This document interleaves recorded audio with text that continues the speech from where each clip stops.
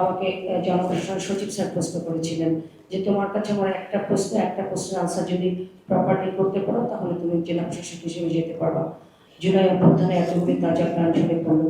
এই আন্দোলনে কি আমরা যারা সরকারি অফিসাররা আছি তাদের শরীর হওয়া দরকার ছিল কি?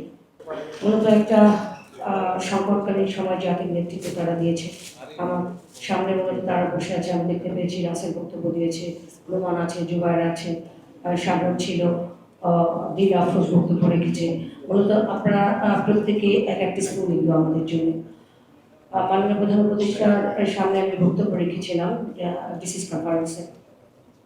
সে বক্তব্যে আমি বলেছিলাম যে আজকের এই সকাল আমার জন্য একটা অন্যরকম আবেগের অনুভূতির সকাল। যাদের জীবনের আত্মত্যাগে এই সকাল আমি পেয়েছি তাদের প্রতি গভীর শ্রদ্ধা না হলে জেলা প্রশাসক হিসেবে দাঁড়িয়ে আমার বক্তব্য রাখবার সুযোগ হতো না। ডিসি হওয়ার জন্য যখন পিট লিস্টের ভাইবা চলছিল তখন আমাকে জনপ্রশাসন সচিব স্যার প্রশ্ন করেছিলেন যে তোমার কাছে আমার একটা প্রশ্নের আনসার যদি প্রপারলি করতে পারো তাহলে তুমি জেলা প্রশাসক হিসেবে যেতে পারবা।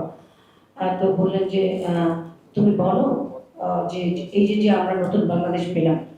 সব মশার বিরুদ্ধে সুরক্ষা দিতে এলো বসুন্ধরা এক্সট্রিম অ্যারোসল, মশার বিরুদ্ধে এক্সট্রিম সুরক্ষা। জুলাই অভ্যুত্থানে এতগুলি তাজা প্রাণ ঝরে পড়লো। এই আন্দোলনে কি আমরা যারা সরকারি অফিসাররা আছি তাদের শরীর হওয়া দরকার ছিল কি? তা আমি বলেছিলাম স্যার ভয়ে বলবো না নির্ভয়ে বলবো, বলেছিলাম ভয়ে বলো।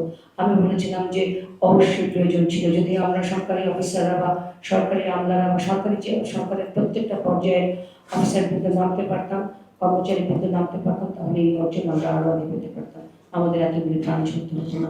স্যার আমাকে এইভাবে দেখে বললেন পাশ।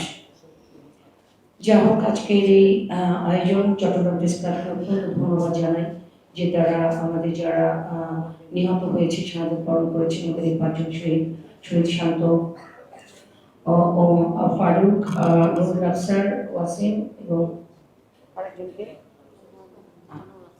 ওমরের মা পরিবার আছে, তাদেরকে সম্মানিত করেছেন।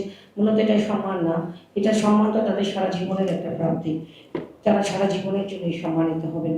আমি চট্টগ্রাম প্রেস ক্লাবের পাশেই যে কোনো সাহসী উদ্যোগের সবসময় পাশে থাকবো। আমরা চাই ভবিষ্যতে বাংলাদেশ এমন একটা বাংলাদেশ হোক যেখানে আমাদের দেশের প্রত্যেকটা নাগরিক আইনের দৃষ্টিতে সমান হবে, বিশ্ববিদ্যালয়গুলি মুক্ত চিন্তার কেন্দ্র থাকবে এবং আমাদের সন্তানদের ভবিষ্যৎ নির্ধারিত হবে মেধা এবং যোগ্যতার ভিত্তিতে। সেই প্রত্যাশা আমরা করি। আমরা নতুন বাংলাদেশে আছি।